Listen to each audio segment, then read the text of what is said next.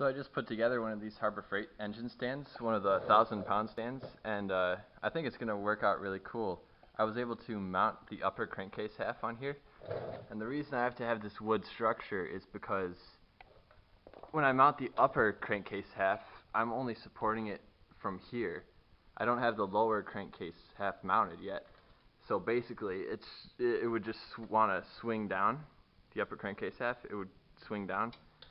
So what this is until I mate the two halves together, I'm going to mount the upper crankcase half through here, and then I'm going to let it rest on this guy. And I tested it out, it seems like it's going to work out really well.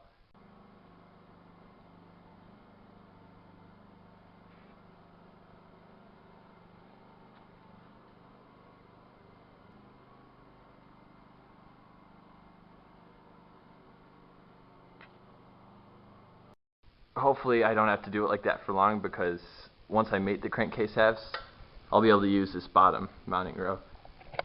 And one thing I had to do, because this really wasn't meant for motorcycle engines, this was meant more, I guess, for automotive engines. And so the Harbor Freight stand comes with the mounting holes straight through in this direction. All four of them are like that. But we don't have, basically all of our mounting points for the motor mounts are rotated 90 degrees, so I had to make some angle brackets. I just used steel, but you could do anything you wanted to, really, just so I could get those mounting positions angled 90 degrees. But yep, I'm excited. This thing is going to make my life so much easier, and yeah, I can't wait to get started.